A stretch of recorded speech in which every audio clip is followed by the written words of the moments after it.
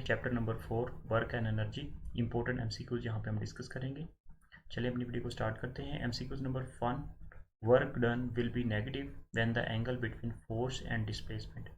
Simply work का formula होता है W is equal to F dot D. तो नेगेटिव वर्क डन कब होगा? तो एंगल जब हमारे पास 180 का होगा। D is the correct answer, क्योंकि कोस 180 जो होता है वो -1 के इक्वल होता है। नेक्स्ट बात करते हैं MCQs number 2, the SI unit of work is. System international में वर्क का यूनिट क्या होता है? वर्क होता है W is equal to F dot D. तो सिंपली फोर्स का यूनिट न्यूटन और डिस्प्लेसमेंट का यूनिट मीटर, तो सिंपली आ जाएगा newton metre which is equal to joule. A is the correct answer. MCQ number 3, the area under the force displacement graph represent. Force और displacement graph का जो area होता है वो रिप्रेजेंट करता है, किस चीज़ को रिप्रेजेंट करता है? ऑप्शन देख लेते हैं, A B C and D. Correct answer is A, work done को रिप्रेजेंट करता है।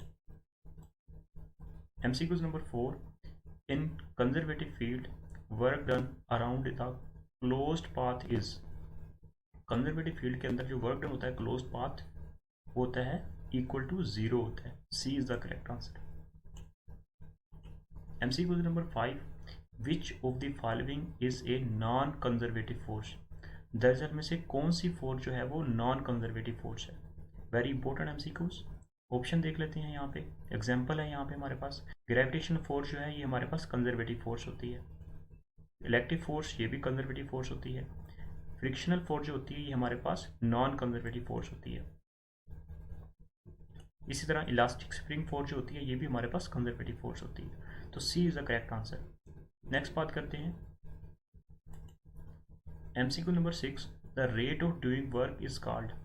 Rate of doing work simple power की इक्वल होता है, क्योंकि P is equal to W over T। B is the correct answer. MCQ number 7, the SI unit of power is. System international में power का unit क्या होता है? क्योंकि अभी मैंने फार्मूला बताया P is equal to W over T। तो एसआई यूनिट में पावर का यूनिट होता है वो होता है, इसका यूनिट बनेगा जाउल पर सेकेंड। तो जाउल पर सेकंड जो होता है इसको हम लिखते हैं वाट के इक्वल। तो C is the correct answer, SI unit of power. MCQ number 8, power is equal to the dot product of force and dash. ये पावर जो हम उसको अदर टर्म में भी डिफाइन करते हैं। एक तो हम डिफाइन करते हैं P is equal to W over T, rate of doing work is equal to power.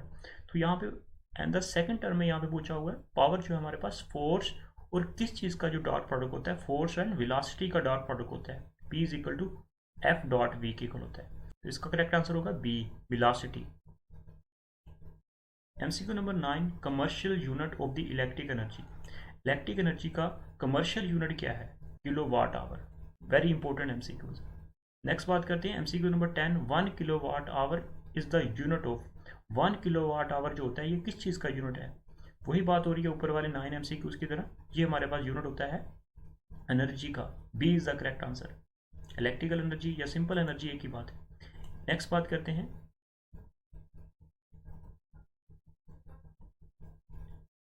MCQ number 11, 1 kilowatt hour is equal to. 1 kilowatt hour जो होता है वो किस चीज़ के इक्वल होता है? वो होता है, करेक्ट आंसर इसका है वो है 3.6 mega joule. D is the correct answer. Mega होता है 10 की पावर 6 के equal. MCQ number 12, if the mass of a moving object is double its kinetic becomes. इस एमसीक्यूज में पूछा हुआ है कि अगर एक मास है वो मूव कर रहा है, उस मास को अगर हम डबल करते हैं उसकी काइनेटिक एनर्जी क्या होगी? क्योंकि काइनेटिक एनर्जी होती है हाफ mv स्क्वायर के इक्वल, तो उसकी काइनेटिक एनर्जी डबल हो जाएगी, 2 टाइम्स हो जाएगी। A is the correct answer.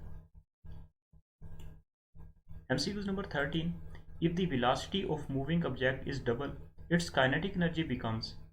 अगर वेलोसिटी को डबल कर देंगे उस वक्त उसकी काइनेटिक एनर्जी के ऊपर क्या फर्क पड़ेगा? काइनेटिक एनर्जी का फॉर्मूला आपने याद रखना है, हाफ mv स्क्वायर के इक्वल होता है। वेलोसिटी को डबल कर रहे हैं तो इसका मतलब क्या हो जाएगा? वेलोसिटी को जब हम डबल करेंगे तो उसकी काइनेटिक एनर्जी जो होगी वो हो जाएगी 4 टाइम्स, क्योंकि वेलोसिटी का ऑलरेडी स्क्वायर है। तो B is the correct answer, 4 times. MCQ number 14 की बात करते हैं, absolute potential energy of an object at infinite height with respect to earth is taken as. तो एब्सोल्यूट पोटेंशियल एनर्जी जो होती है विद रिस्पेक्ट टू अर्थ उसको हम लेते हैं 0। D is the correct answer. MCQs number 15, the escape velocity can be calculated by using the relation. escape velocity को हम कैलकुलेट कर सकते हैं। दरअसल में से कौन सा रिलेशन हम यूज़ करते हैं by two calculate the escape velocity? तो इसका जो करेक्ट आंसर है वो है C, 2GR under root. R यहाँ पे है रेडियस ऑफ अर्थ, G की वैल्यू है 9.8 मीटर पर सेकंड स्क्वायर और 2 कांस्टेंट है अंडर रूट। तो ये हमारे पास फार्मूला होता है to calculate the escape velocity। Next बात करते हैं MCQ number 16, the escape velocity of the object from the earth is. इस एमसीक्यू में पूछा हुआ है कि escape velocity किसी भी ऑब्जेक्ट की अर्थ के लिहाज से क्या होगी, फ्रॉम अर्थ से। करेक्ट आंसर इसका है बी, 11 किलोमीटर पर सेकेंड। नेक्स्ट बात करते हैं एमसीक्यू नंबर 17। सिंपल इसको हम कैलकुलेट कर सकते हैं 2GR अंडर रूट। इसके अंदर वैल्यूज पुट करेंगे, आपके पास आंसर आ जाएगा 11 किलोमीटर पर second from the earth. You remember that. MCQ number 17, the original source of the tidal energy. Tidal energy जो लहरों की एनर्जी जो होती है, समंदर के अंदर जो लहरें आती हैं, उसका जो ओरिजिनल सोर्स क्या है। 17 का यहाँ पे ऑप्शन देख लेते हैं, A, B, C and D। तो करेक्ट आंसर इसका है वो है ए, मून। चांद की वजह से कश शकल की वजह से समंदर के अंदर ये लहरें आती हैं, जिसकी वजह से हम कहते हैं वो original source of tidal energy है। MCQs number 18, which one is renewable energy source. तो इस एमसीक्यूज में पूछा हुआ है कि दरअसल में से कौन सा रिन्यूएबल एनर्जी सोर्स है। ऑप्शन देख लेते हैं A, B, C and D। तो इसमें हमारे पास ए करेक्ट आंसर है।